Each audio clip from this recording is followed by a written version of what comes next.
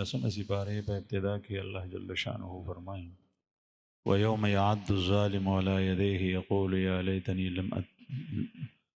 या लैतनी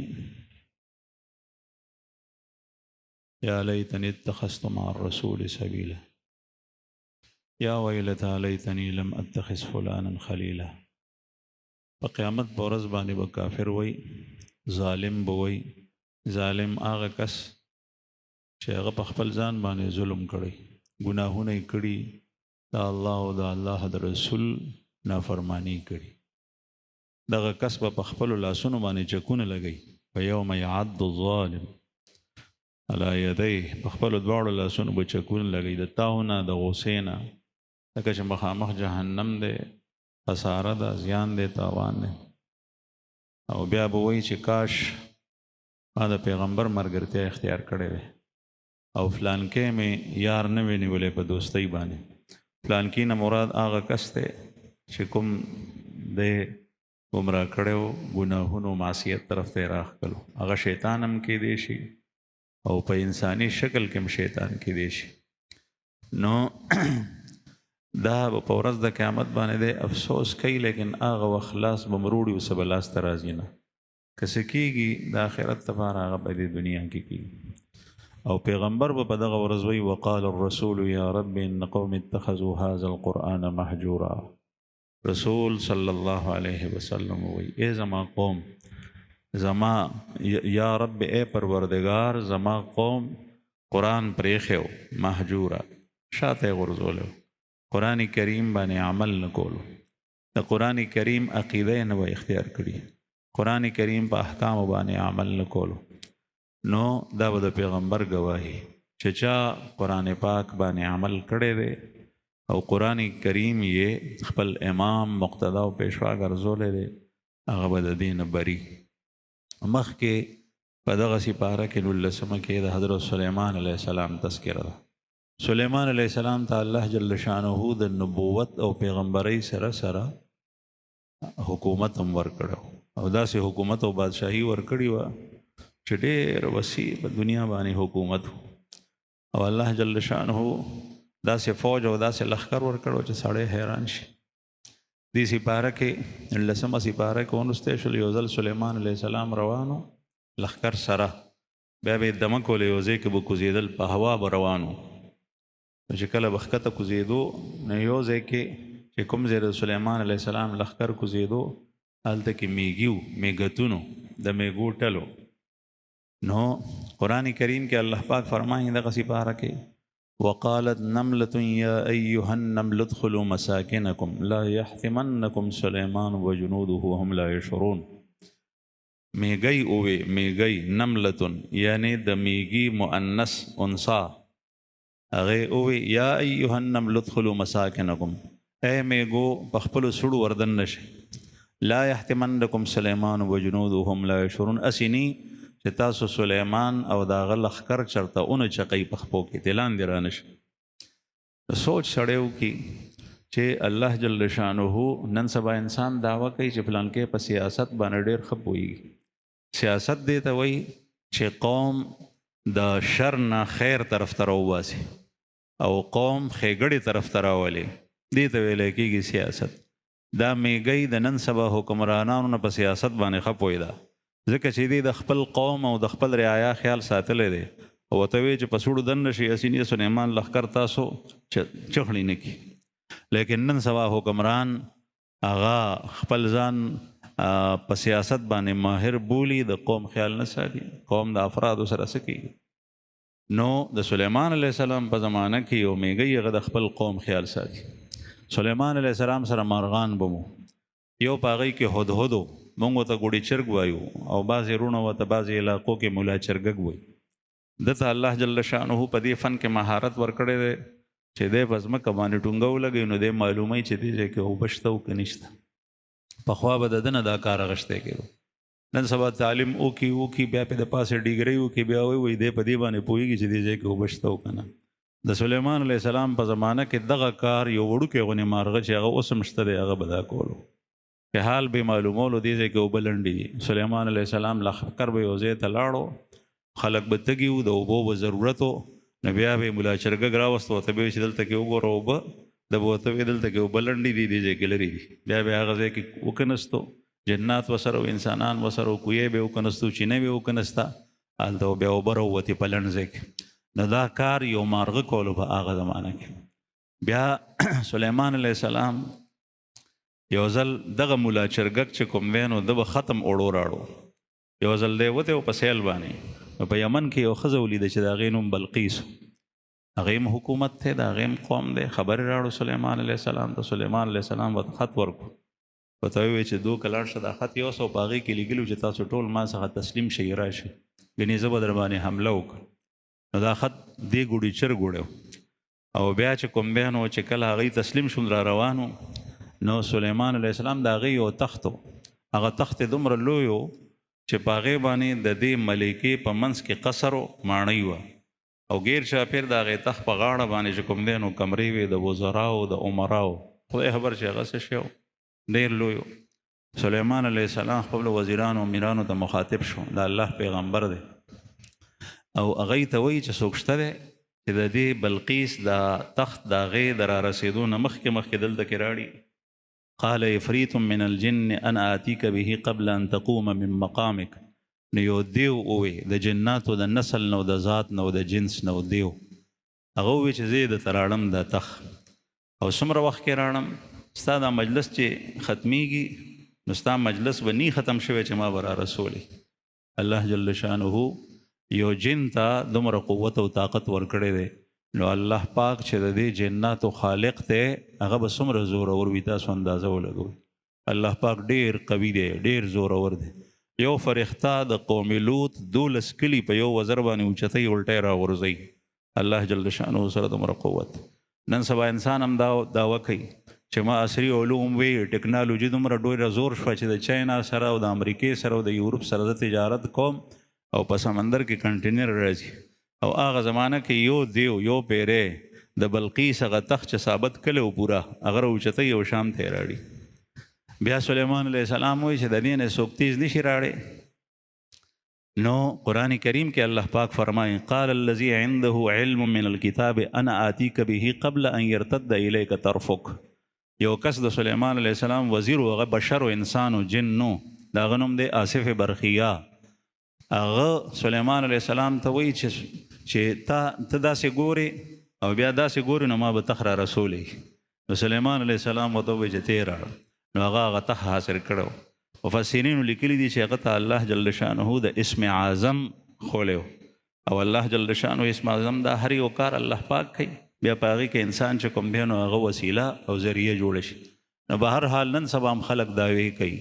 ټول عمر په تعلیم باندې تیر کې د هغې نتیجه بیا دومره روزي او دا الله جل شانه مخکې نه هر څه کړي بیا په بله سپاره کې شلمه سپاره کې د موسی علیه السلام تذکره ده موسی علیه السلام په زمانه کې غټ دشمن د الله او د پیغمبر او د دین او د مسلمانانو هغه فرعون ډېر ظالم هغه یو ځل خپل وزیر ته وویل حامان ته وقال فرعون یا حامان اے حامان ما ته په خټه باندې اور بل که او بیا د هغې نه ما ته یو ماڼۍ جوړه که سرح قصر دې نه مراد ټاور دی ړومبۍ خښته پخه چې جوړه کړې ده دا فرعون جوړه کړې ده فرعون د موسی علیه السلام په زمانه کې تیر شوی د رسول الله صلی الله علیه وسلم نه ډېر مخکې نن سبا هم بټیمار په بټۍ کې خښته جوړوي ړومبۍ پخه خښته هغه فرعون جوړه کړې ده او بیا چې کله دا خښته تیارې کې بلاکونه غټ غټ بلاکونه بیا د هغې نه سرح جوړ کړو قصر یو ټاور یې جوړ کړو وی چې دا موسی وایي موسی علیه السلام چې زما رب دی زه ګورم چې د هغه رب کوم ځای دی دومره هغه بدماش او خپل ځان ته او خپل زور ته غاویر و وی زه خیجم د دې قصر سر ته بیا هغه زمانه کې خو جهازونه د هغه هم دغه زور و چې د هغه سرح جوړ کړو د هغې څوکې ته وختو وی چې هلته نشته هلته نه ځان سره غشي ولینده جوړي وی زه به بر اسمان ته دا ولم که چېرته د موسی رب وي نو چې هغه ووجنم علیاذ بالله الله جل شانه په دې څیزونو باندې د الله جل شانه الله پاک خود آسمانونو د ځمکو د پاسه دی هغه خالق او مالک دی او هغه د جسم او د جسمانیاتو نه منزه دی به هر حال د موسی علیه السلام په زمانه کې دا ظالم تیر شوی دی او بیا الله جل شانه د دې شلمی سپاره په آخر کې فرمایي ومنهم من اغرقنا، دې خلکو باندې مونږ راوستو زوال او دې مونږ هلاک کړل. په دې کې باسې داسې دي چې هغه مونږ په سمندر کې او په اوبو کې غرق کړل.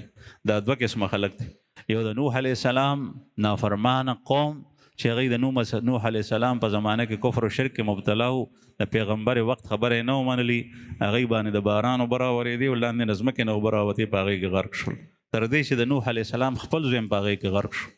او دویم د اوبو په غرق باندې چې کوم خلک هلاک شوی دی هغه فرعون دی او فرعونیان دي، قبطیان د هغه لښکر. موسی علیه السلام سره د هغه په مقابله کې دومره څه نو، لیکن الله جل شانه هغه په سین باندې چې بحر قلزم دی اوس هم شته، بحر احمر ورته وایي، په هغې باندې موسی علیه السلام وادي ته پورې شو او فرعون په هغې کې غرق شو. بهرحال قرآن کریم کې دا واقعات الله جل شانه د عبرت دپاره ذکر کړي دي. که کوم یو قوم اوس هم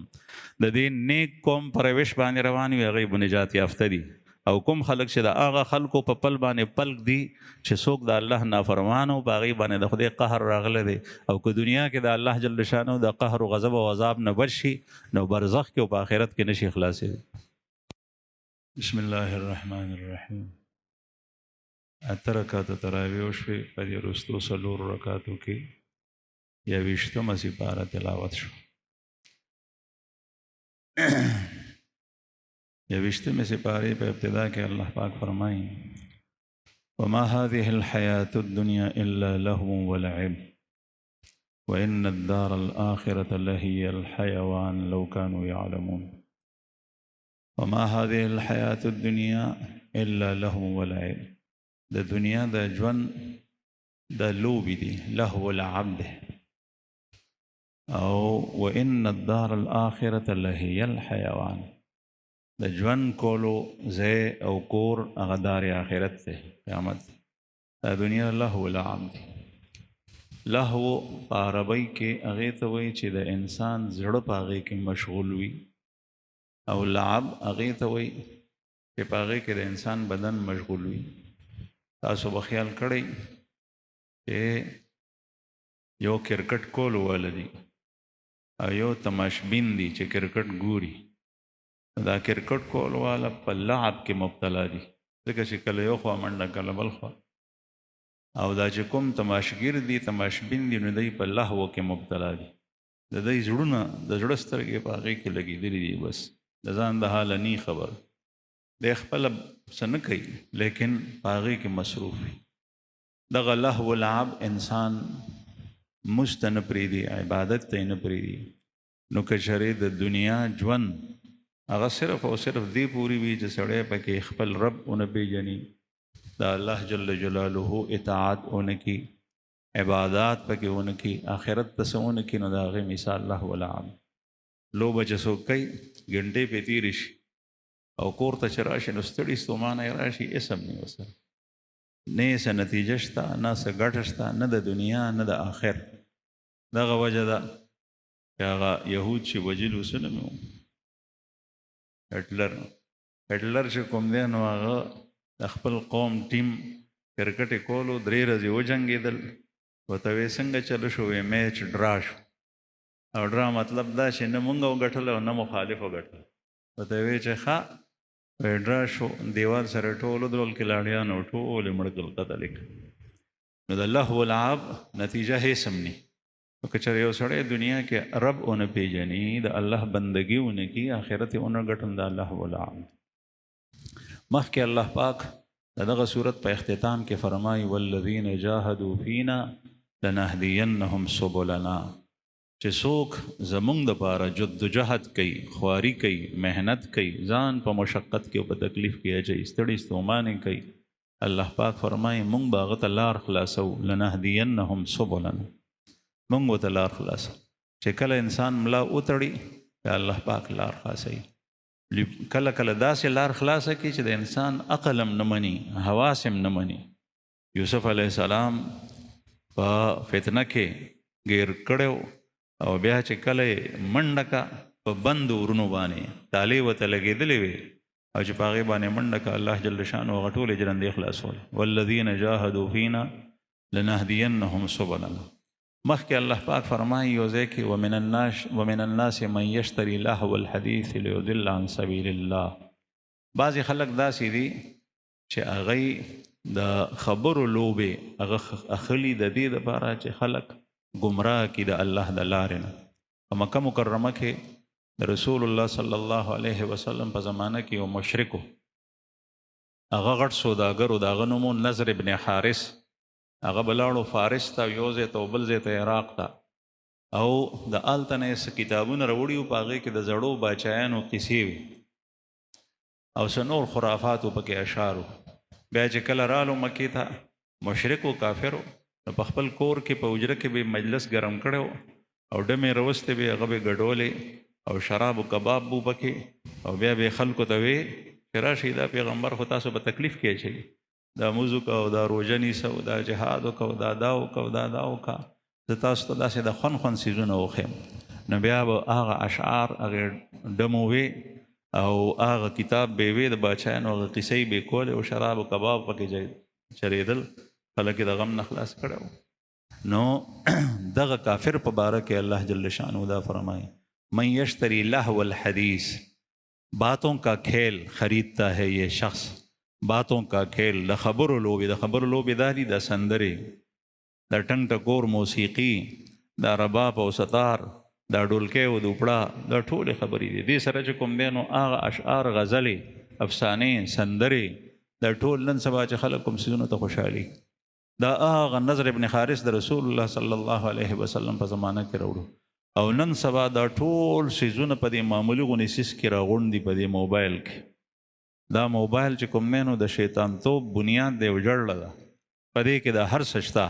او دا اغیار ورستی دی دپاره دی، هغه خو کافر دی، هغوی ته خو په دې څه پروا نشته. لیکن دا مسلمان دپاره چې مسلمان پې د کتاب الله نه واوړي، قرآن پاک ته توجه ني، په دې کې ونښلي، جماعت پریدي، مدرسه پریدي، مس پریدي، د درس، د واز، د نصیحت حلقه پریدي، او په دې سیس کې لګیا شي، دین طرف ته توجه ني، آخرت طرف ته توجه ني، د الله جل شانه راضي کولو طرف ته توجه ني، په دې کې مصروف شي. تاسو وګورئ دا نوجوان نسل ټول نن سبا بربادېږي، دغسې پسین لو کېږي روان، نه د دین فکر شته، نه نور څه شته دی، نه تراویح شته. بعضې ځایونو کې داسې دي چې د روژو د تراوو نه یې پاتې کېږي، د قرآن پاک د تلاوت نه یې پاتې کېږي، حافظان پاتې کېږي، ډېر خلک چې کوم دی نو هغه پاتې کړي دي. دا هغه لهو الحدیث کې داخل دی، او دا شیطان غواړي چې دا خلک د دین سره، د ایمان سره، د پیغمبر اسلام د تعلیمات او ارشاداتو سره تعلق نی، چې بیا شیطان ته د هغه ګمراه کول آسان شي.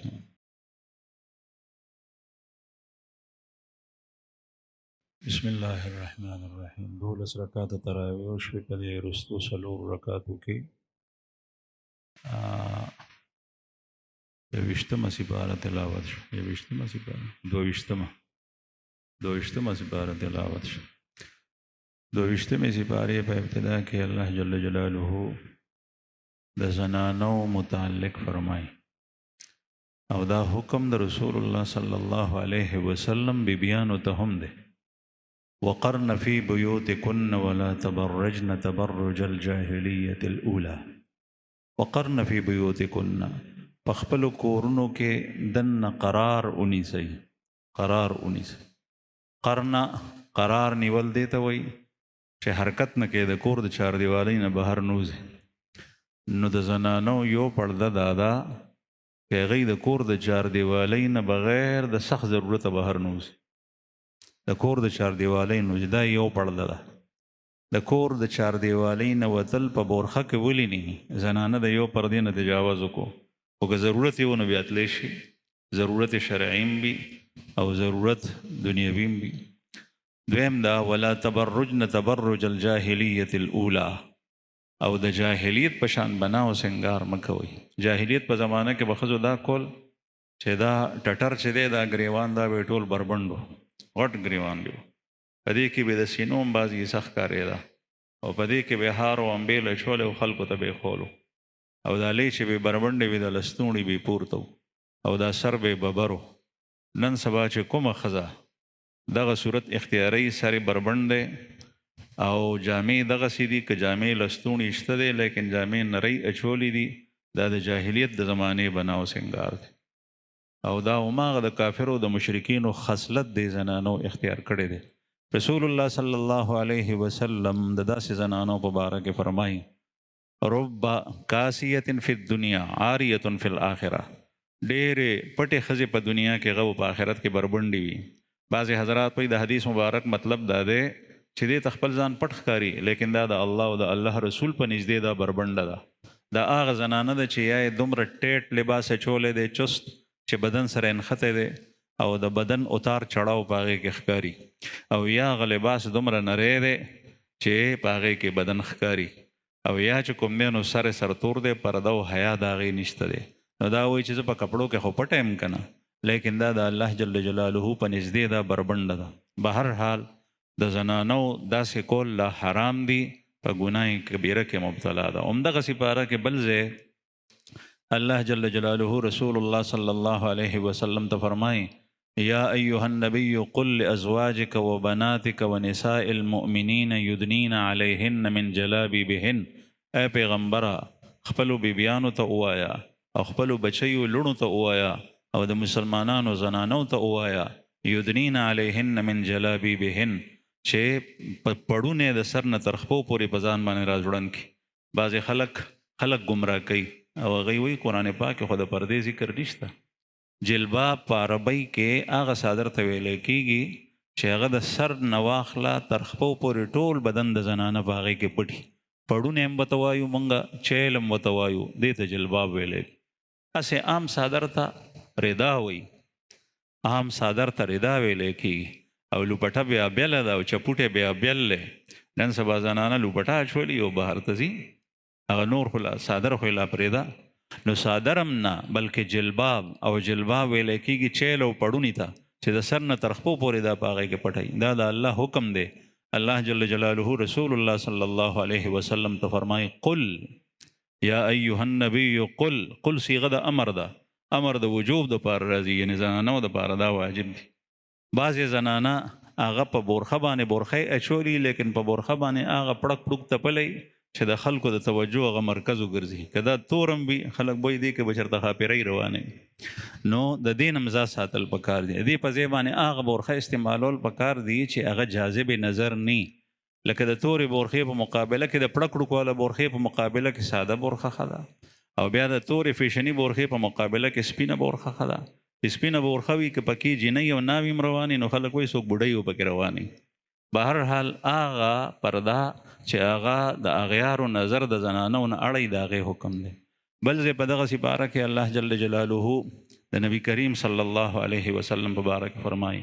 ما کان محمد ابا احد من رجالکم ولکن رسول الله وخاتم النبیین. محمد صلی الله علیه وسلم په تاسو کې د سړو پلار نو، د سړو پلار نه دی، لیکن خاتم النبیین دی. پیغمبر علیه السلام ته الله پاک اولاد ورکړو، نارینه هم الکان هم ورکړي، زنانه جنکۍ هم ورکړي. څلورې الکان دي، څلورې جنکۍ دي. بعضې وایي د نبی کریم صلی الله علیه وسلم بچي 3 دي او بعضې وایي 4 دي، خو بچي په ماشوموالي کې وفات شوي. په دې کې د الله حکمت دی. او بچی چې وی نو هغه ښځوالي ته رسېدلی وی او د هغې ودونه شوي دي. حضرت زینب رضی الله عنها په ابوالعاص ابن الربیع باندې واده وه. حضرت رقیه رضی الله عنها عثمان ابن عفان ذوالنورین باندې واده وه. دا بیا وفات شو د بدر په موقع. بیا رسول الله صلی الله علیه وسلم درېیمه لور دته ورکړه چې د ده دویمه وه، هغه ام کلثوم رضی الله عنها، او بیا هغه هم وفات شوه. او حضرت فاطمه رضی الله عنها د په علي صاحب باندې واده وه. دا د علي صاحب بیبي د حسن حسین د دوی په اولاد کې دي. نو 4 لوڼه د رسول الله صلی الله علیه وسلم پایېدلي دي او زامن یې په وړوکوالي کې وفات شوي. الله پاک فرمایي ما کان محمد ابا احد من رجالکم، هغه په تاسو کې د نارینه او پلار نه دی، ولکن رسول الله وخاتم النبیین، لیکن دی د الله رسول دی او خاتم النبیین په ده باندې د انبیاو خاتمه شوي ده.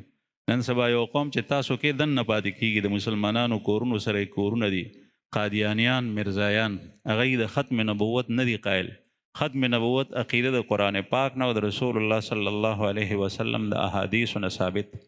دا دومره خطرناک دشمن دی د اسلام چې د اسلامی لباس کې راځي، کافر خو د کفر په لباس کې راځي، یهودي د یهودیت په لباس کې راځي، عیسائی د عیسائیت په لباس کې راځي. د هغه پیژندل چې دا د اسلام دشمن دی ګران نه دي. لیکن د مرزایي پیژندل ډېر زیات ګران دي. ولې؟ هغه وایي زه مسلمان یم، هغه وایي زه تا سره په جومات کې چې کوم دی نو مزم کوم، لیکن د ده عقیده دا ده چې محمد رسول الله آخري پیغمبر نه دی. حالانکه پیغمبر علیه السلام په خپل وخت کې بعضې کسان راپورته شل د نبوت دعوی کړي وه. 2 سړي وو، یو ښځه وه، اسود عنسی، مسیلمه کذاب او سجاح، او رسول الله صلی الله علیه وسلم د هغې د قتلولو وجلو امر کړی. یو خو د پیغمبر علیه السلام په حیات مبارک کې قتل شو، اسود عنسی، او مسیلمه کذاب د ابوبکر صدیق صاحب 2 کاله حکومت او په هغې خلافت کې هغه قتل شو. غټ او عظیم جنگ شوی دی او په هغې کې ګڼ شمېر صحابه کرام مړه دي.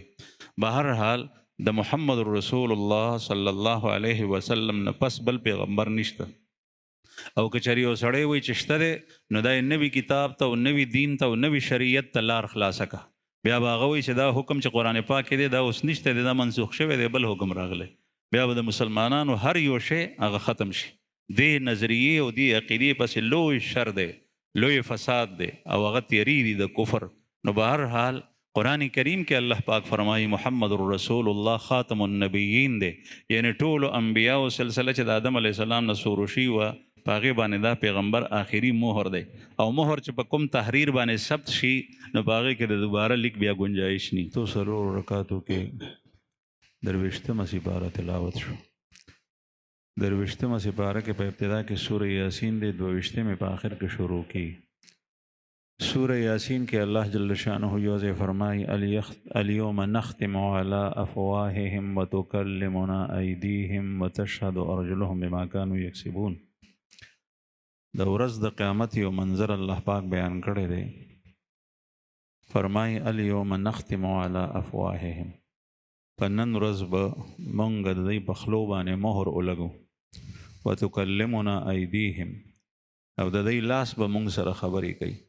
وتشهد ارجلهم بما كانوا یکسبون، او د دوی خپې به ګواهي ورکوي دوی چې کوم کسب او عمل کړی. کوم چې نافرمانه خلک ته په ورځ د آخر الله جل شانه چې صحیفې راوسپړي عمل نامې، نو بعضې خلک به داسې چې هغه به اموختی د دې هغه به انکار کوي. نو دی به وایي چې زه خو دا نه منم، دا چا لیکلي زما خلاف. نو الله پاک به فرښتې ګواه کړي، فرښتې به ګواهي ورکړي چې تا دا د عمل کړی دی. بیا به دی انکار کوي چې زه دا نه پیژنم چې دا څوک دي، او زه داسې ګواه غواړم چې هغه زما سره تعلق وي. بیا به الله جل شانه د دې انسان په خوله باندې مهر ولګوي، ځکه چې خوله د انسان د ده په اختیار کې ده ژبه، او د ده د بدن اعضا د ده لاس او خپې به ګواهي ورکوي. بیا به دی حیران شي چې زه خو ستاسو د بچ کولو کوشش کوم. بل ځای الله پاک فرمایي لم شهدتم علینا قالوا انطقنا الله الذي انطق كل شيء. دا کس به د خپلو لاسو خپو ته وایي چې ته زما خلاف څنګه تاسو ګواهي ورکوئ، زه خو تاسو بچ کول غواړم. هغوی به وایي چې انطقنا الله الذي انطق كل شيء. نن موږ ته قوت ګویایي راکړی دی هغه کس چې هغه نورو څیزونو ته د خبرو چل ورکړی. یعنی کوم الله چې د انسان د ژبه ګویا کړي دی په خبرو باندې، هغه په دې باندې قادر دی چې هغه سرمن د انسان د بدن ګویا کړي او لاس ګویا کړي او خپې ګویا کړي. نو لاس خپې به د خلاف ګواهي ورکړي، دی به بیا کش نشي کولی.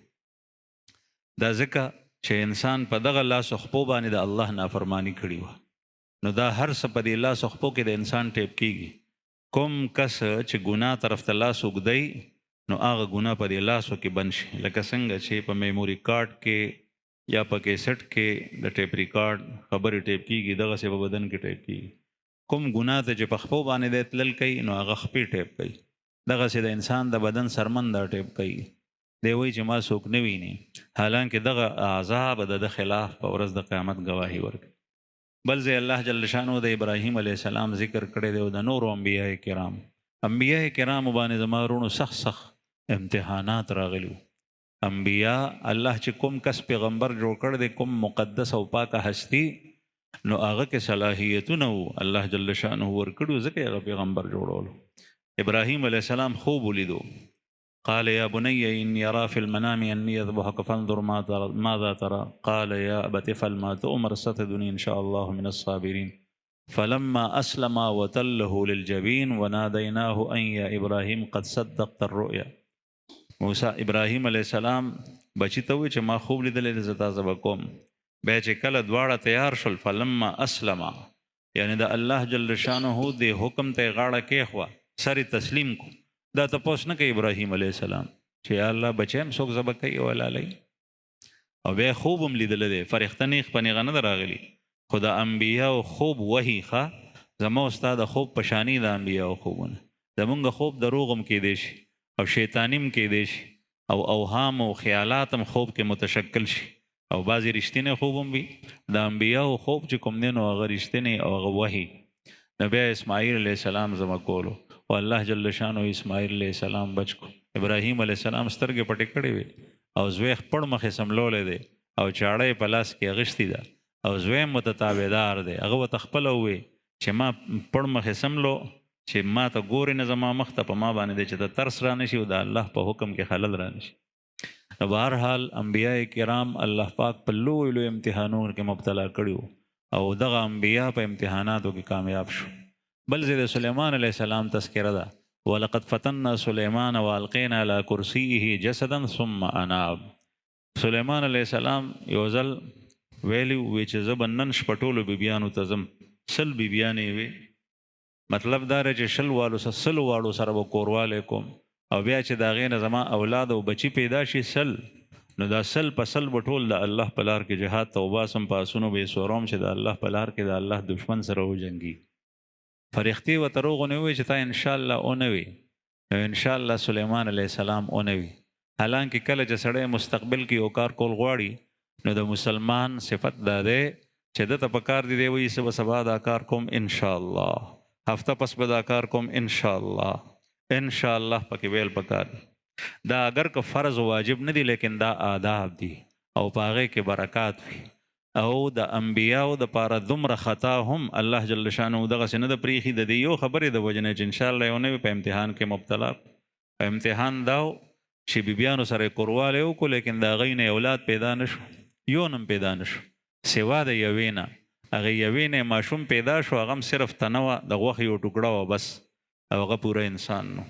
نو سلیمان علیه السلام پوه شو چې دا خو الله جل شانه زه به ابتلا او په امتحان کې واچولم، ما دا انشاءالله نه ویلي. ځکه وایي حسنات الابرار سیئات المقربین. او کله چې به انبیاو نه داسې خطا وشوه بیا به یې جړل. داود علیه السلام خطا او د هغه د ژړا تذکره په کتابونو کې راغلي ده چې ډېر زیات یې جړل. کله کله به د دې انبیاو د دې مقدسو هستیو په سترګو کې اوښکې وچې شوې، وینې به ته روانې شوې، په دې مخ باندې به یې کرښې جوړې شوې، په هغه خپله یو خطا باندې به یې مسلسل جړل. الله جل شانه دې موږ ته د دې انبیاو په نقش قدم باندې تګ نصیب کړي.